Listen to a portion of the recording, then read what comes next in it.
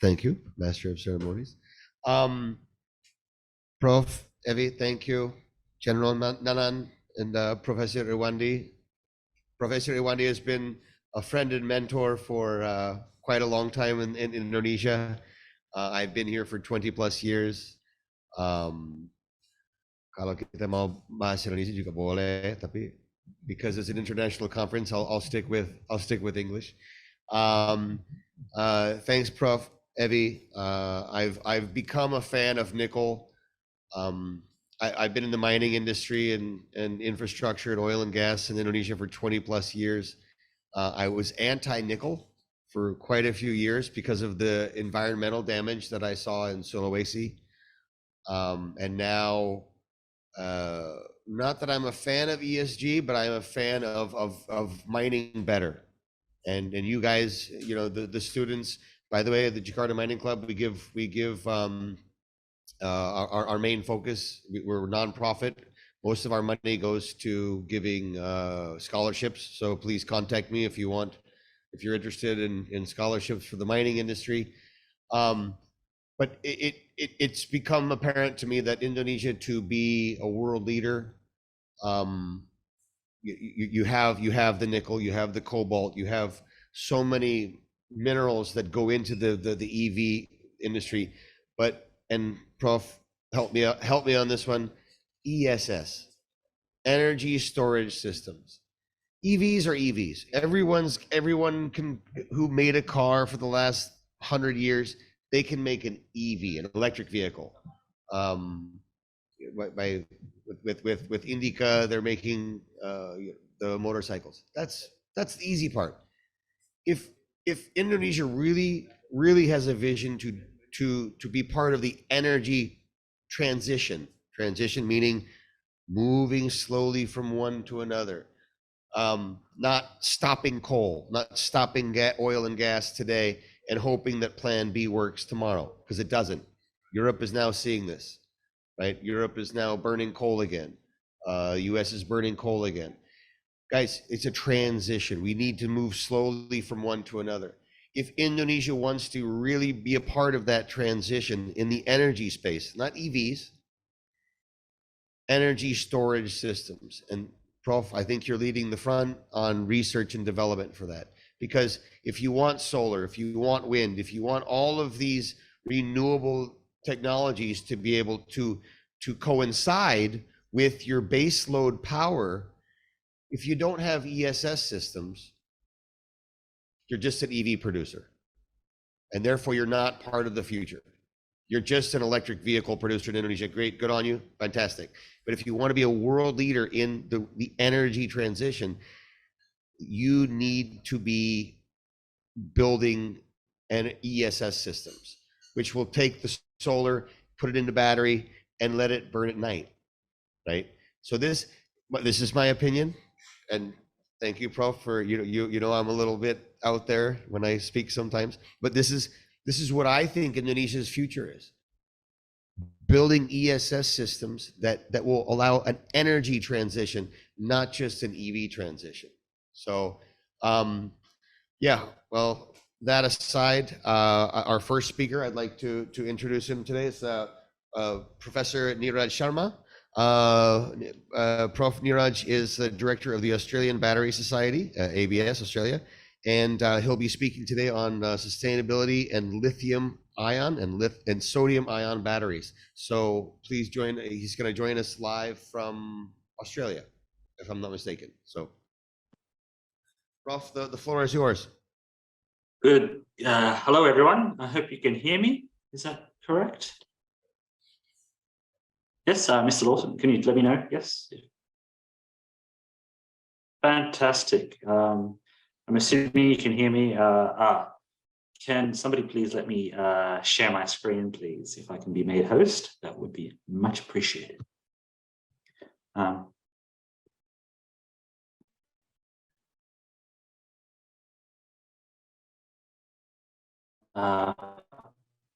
Would it be possible to be made host, please?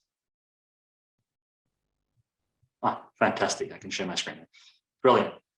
So thank you very much for that kind introduction, and thank you very much for inviting me to talk today. And I apologize I'm not there in person, but I'd love to come next time and visit Indonesia again in the future. So as mentioned, my name is Neeraj Sharma. I'm here at the University of New South Wales, but I'm also a director of the Australian Battery Society, which is a not-for-profit organisation trying to encourage battery uptake in Australia and trying to develop a battery industry here in Australia, which I think most countries in the world are trying to do, but we're trying to do it with sustainability in mind, with opportunities for future in mind for the next generation, as it were. There's some really nice news at the moment coming from Indonesia with sort of large companies setting up battery manufacturing plants in Indonesia, such as LG and things like this. So this is great to hear. And today, what I'd like to talk about is the idea of sustainability and batteries, and sort of seeing whether we can do batteries better, right? Can we make batteries better by just thinking about sustainable options, thinking about recycling, thinking about end of life, and not just thinking about improving performance, getting that extra kilometers for your EV, getting ESS that will be sustainable rather than just meets the demands for now. All right. So I think I don't need to go into this detail, but it was fantastic that Ben mentioned this idea that we need to transition from coal and petroleum products to an electrified economy, but we still use petroleum for a lot of things, right? And we still need it, and it's not like we're not going to use it. It's just we're going to use it possibly in better cases. But when you think about it, we're getting petroleum from the ground or various sources. We pipe it around, we refine it, and then we actually distribute it as fuel. You use it as fuel, and then that's it, right? So there are environmental impacts in all of these things, and we often get asked, is the battery better? Right? Why should we move over to a battery system or a storage system? And when you think about the lithium-ion battery value chain, and this is just one example from Volkswagen, you can see the mining process is still there, right? You still have to get it, you still have to refine it, sell, assemble the module, and put it into your device, and go straight into your device or laptops. But you can sort of see there is a process, and there's an opportunity here that we can actually do better. We can actually do things here that might actually help the final product, and we can actually think about recycling it rather than mining it. So we can actually go close that loop a little bit. And that becomes quite pertinent when you think about the materials that go into this: nickel, cobalt, lithium, even iron, for example. And so with petroleum, when you have petroleum in vehicles, you tend to use it up, and it's gone, and you have to get new petroleum. In a battery, the question is, can you sort of reuse the battery? You're recharging the battery. You're utilizing it over and over and over again. So it's quite an interesting sort of. There's similarities in how you process it, but there's differences in what actually the end use is. So with that, I'd like to say, we can do really better. We're not really replacing that, and that's sort of something that we should strive towards if you're doing battery-based research. All right, and this is done in 2018, so this is historic, right? This is what we're looking at. If you sort of move across a bit, there's these, and you can sort of see being in this space and living in this time, we sort of realize that, they're pretty good estimates, and we're sort of probably conservative in that sense rather than optimistic, right? So thinking about a battery, and I do apologize if this is just very basic, but we're going to start in your battery. I'll say at the cell level rather than module level. So the cell level, we've got casing materials, we've got current collectors, right, to take the charge away, aluminium and copper.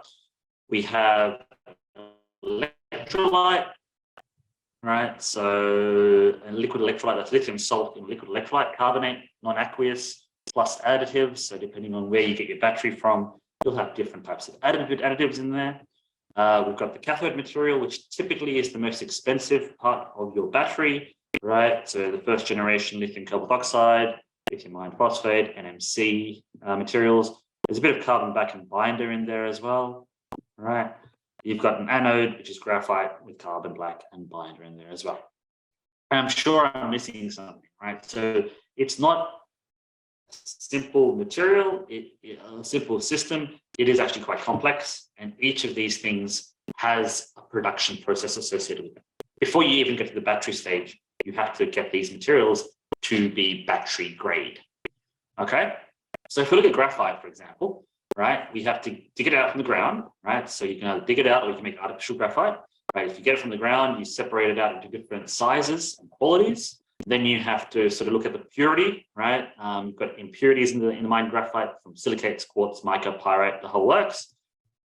Then you have to get it to battery grade, right? So in order to get a battery grade graphite, first you have to purify it, right? So typically this is dissolving in HF and high temperature, right? HF is nasty, high temperature takes lots of energy, right?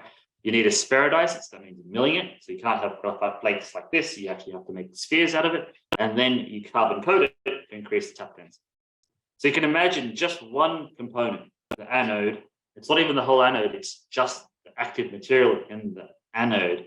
There's so many steps to get to that point, right? And there's so many opportunities here to look at different ways to do things, right? So rather than HF, is there an alternative chemical you could use? Rather than spherulising, is there something clever you can do, right? So there's so many opportunities here that you can start to think about being more sustainable from that stage. And as I said, it's only one part in the whole battery, right? So in a whole battery, you do have the negative electrode, which is in this case is LTO, for example, but you can also have graphite. You have binders, lithium storage material, carbon black, electrolyte and separator material. So it's quite complex, and then you have the sizing as well, and then you have the multiple scale issues as well. But the key point here is you have complexity in getting a single phase material to be battery grade, right? But once it's in a battery, you can actually start to use it multiple times. So one way to think about this is for oil, you have one input and multiple outputs for fractional distillation, but then you have to get new input. The batteries, you have multiple inputs to produce one component, but in principle, you can use that component over and over and over again, right? So when you think about sustainability, to get those multiple impact, improving the sustainability of one input for a battery can have massive ramifications. And this is the case with lithium, sodium ion, lithium sulfur, and other battery chemistries too, okay? So let's start thinking about sustainability, right? As I said before, you can start to think about how do you improve sustainability in batteries, right? You can avoid HF treatment, or you could put it in something else, substitute that through. You can start to think about replacing some of the solvents you use in making electrodes to water-based solvents, right? You can start to think about how do you get the carbons, and I'll talk about that as we go along. I'll show you a research project in that space. We can start to think about getting carbons or sources from more sustainable, also battery components from more sustainable sources, right? You can start to think about completely sustainable electrodes, right? So rather than using cobalt, nickel, metal oxides, you can start to think about organics to organic materials. And if you want to move towards sodium-ion batteries, you probably have a better, more distribution of sodium, but also you can start to think about removing cobalt all the way and removing nickel as well, right? And then the idea of recycling, and I'll talk a little bit about recycling as well.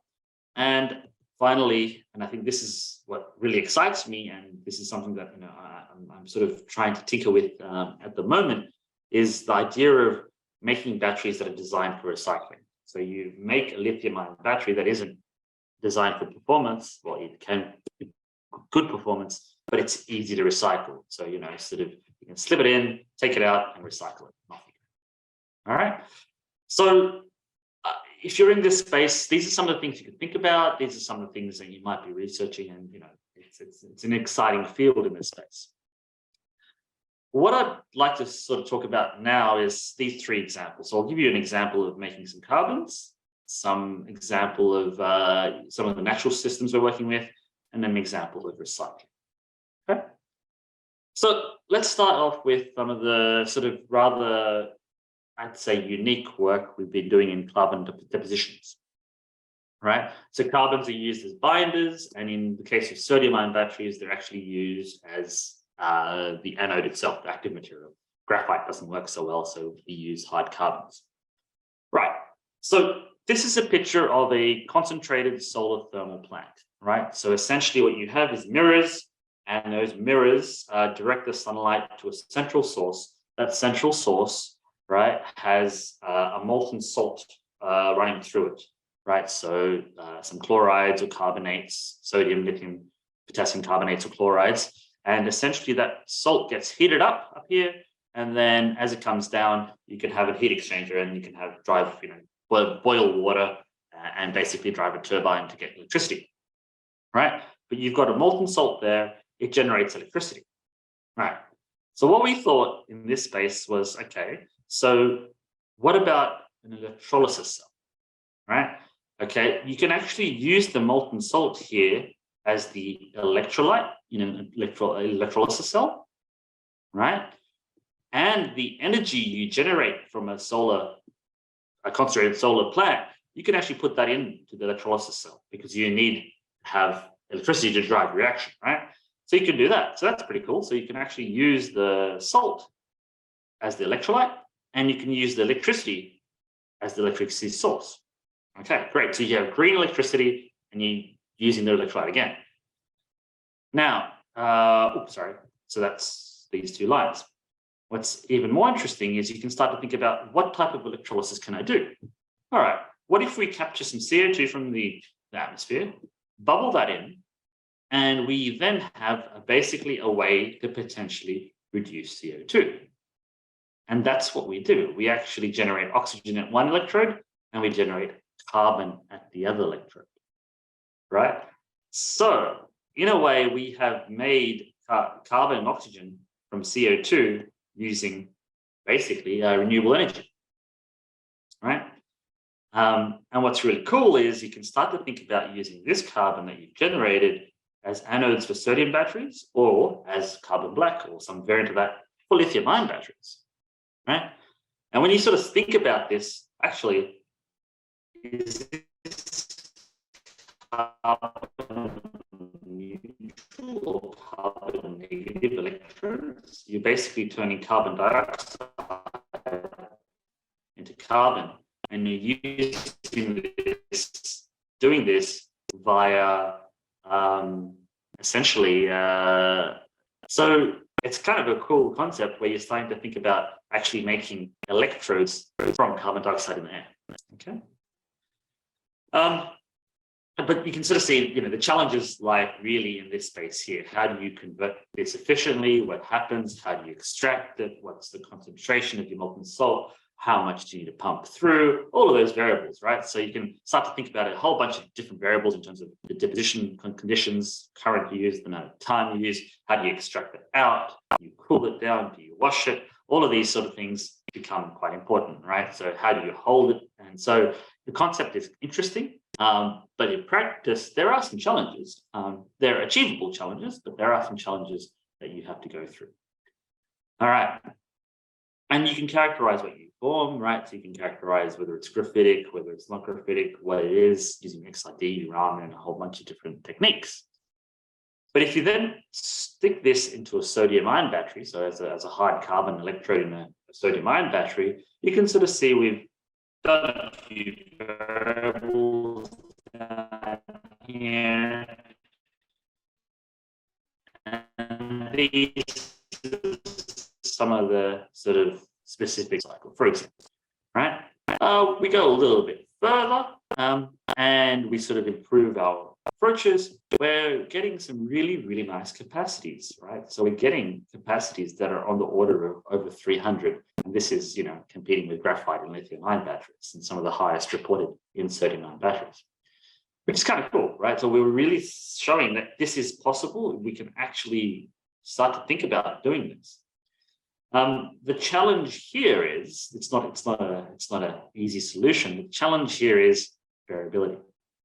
And what I mean by that is you can sort of see we've done multiple cells, and you can see there's a bit of variability in the exact discharge capacity. And in some cases, it's quite large. In other cases, it's smaller. And the reason for this is trying to get a homogeneous growth. And that's the next step, the next sort of challenge. Trying to get a homogeneous growth across the electrode, designing the electrode to give you a homogeneous growth is quite important. And that's sort of where we're heading towards now, really trying to develop this technique such that you can get less variability and more consistency in your materials that you produce. So this is an example of where you can actually change the anode itself, the active material, from something where you mine, you extract, you refine, you purify, to a wholly renewable process when you think about using solar energy to heat up molten salts, deposit the salts onto a carbon, deposits carbon onto an electrode using renewable energy. All right?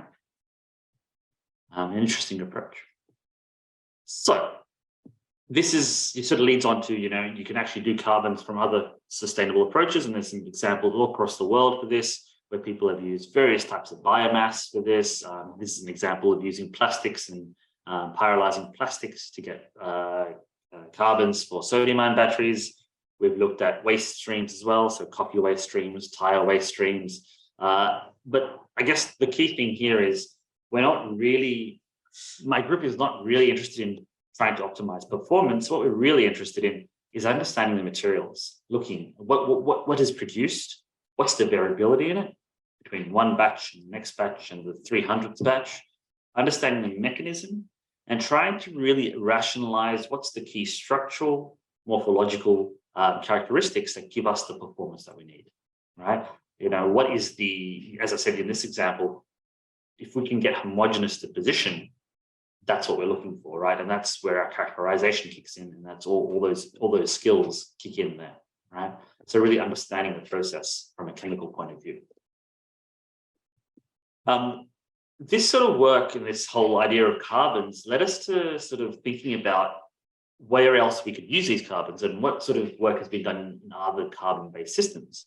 And so we went naturally a little bit to lithium-sulfur batteries. And so for those who are not familiar with lithium-sulfur batteries, you know, a conventional lithium-ion battery can probably push up to about 250 to 300 milliamp hours per gram.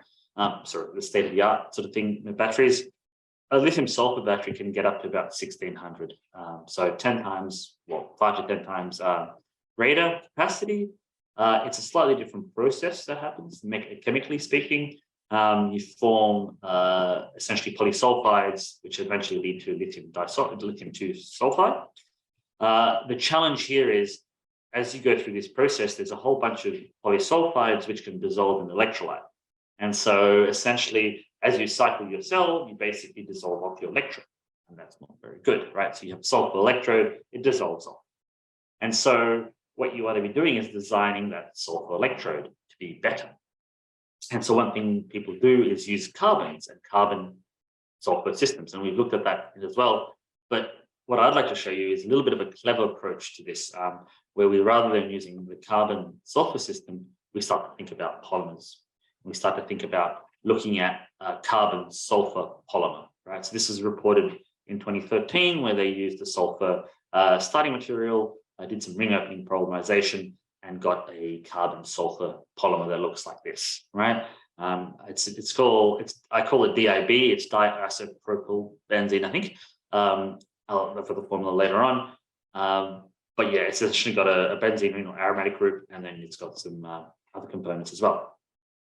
It's very disordered when it comes to it, and it's multiple components. So what we could do is again, as I said, characterization is core for us. So we can actually use solid state NMR to characterize this material. we can sort of say, well, these are the aromatic and aliphilic protons. So these are the protons. So this is carbon, hydrogen. We can say these protons are around the benzene ring there, right? Whereas the protons along here give us this signal here, right? And we can do the analysis to verify that.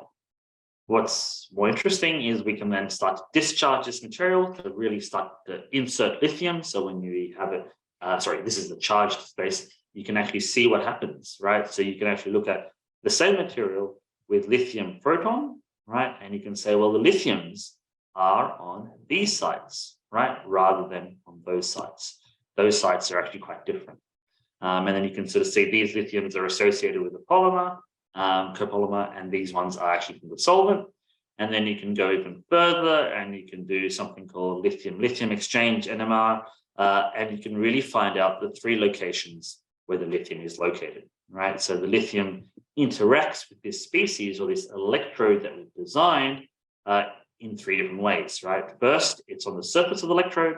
Second, it's actually interacting with the electrode. And third, it's actually in environments that have that are not related to the electrode. I'll show you what they are in a minute, right? These are essentially nanoparticles of sulfur in the material as well, and you have the 3 regions there.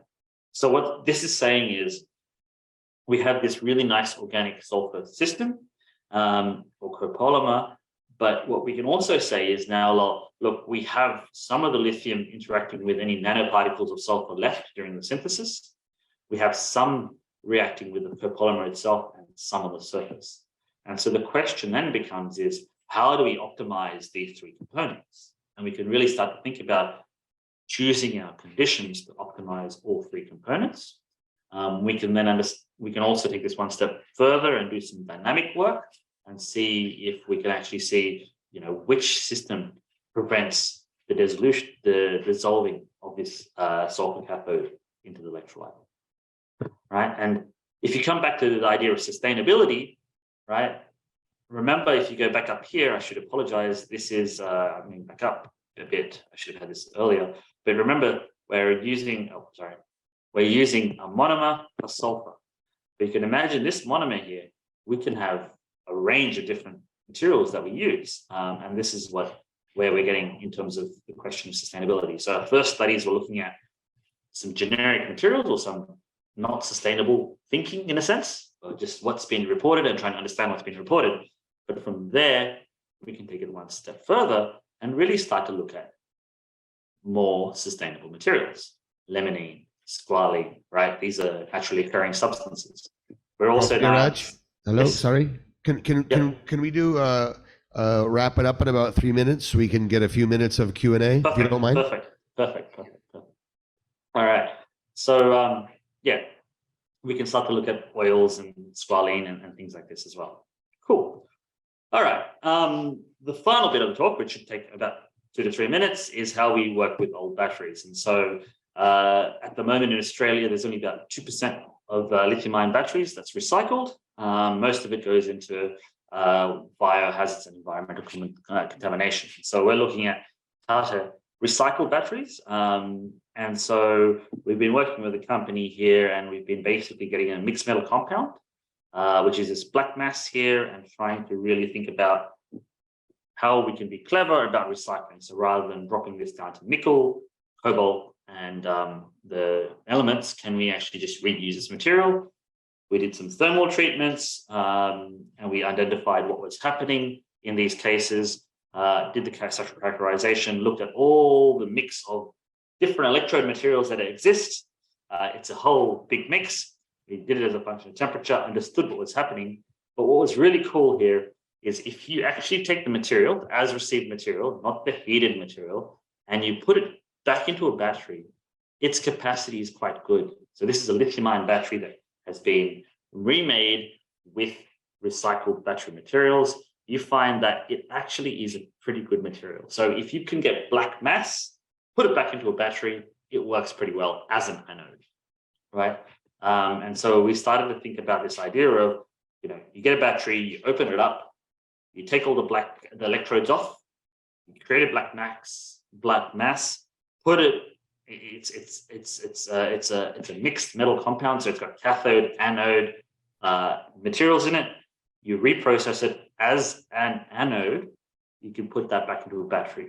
And if you imagine, if you do this a few times, you'll actually enrich the metals in the system, and then you should be able to extract the electrode. In principle, this is a nice idea. In practice, identifying which battery is second life, third life, fourth life is tricky. But I guess what I'm trying to say here is there's lots of opportunity to think about how we can recycle batteries better, whether it is getting all the electrode mass and trying to do different steps rather than leaching, or whether it is to actually think about designing a system where we can actually start to think about having second life batteries in the marketplace. So hopefully you've seen some of the ways we're trying to drive sustainability in BC battery research in my group and some of the areas that we look at. With that, I'd like to thank my group, and also if you're interested in the Australian Battery Society and you want to work with us, just let us know. We're happy to sort of talk and see where we can go. Thank you very much. Thank you. Fantastic presentation. Obviously, UNSW, fantastic school, and ABS is new to me, but great institution you have there. I'll open the floor to any questions. I think it was actually a bit daunting for most, but it was a great presentation. I do have a few comments. I love the fact that you're talking about the recycling aspect, that you're designing batteries that based on being able to be recycled.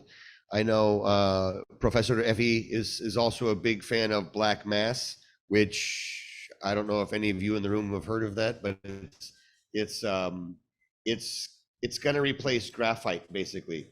Indonesia, yes, you have graphite in certain areas, Central Kalimantan, West Sumatra, Bengkulu, areas that have very, very high calorie coal.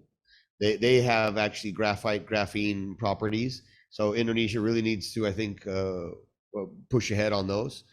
And I keep saying it again, if Indonesia doesn't have black mass, doesn't have graphite, if you can't get it around lithium, you're going to have to import it. So this is where the whole R&D is a huge factor for Indonesia to lead the game in batteries, but you can't rely on lithium-ion batteries because then you rely on lithium. So thanks Prof. Neeraj, appreciate it very much.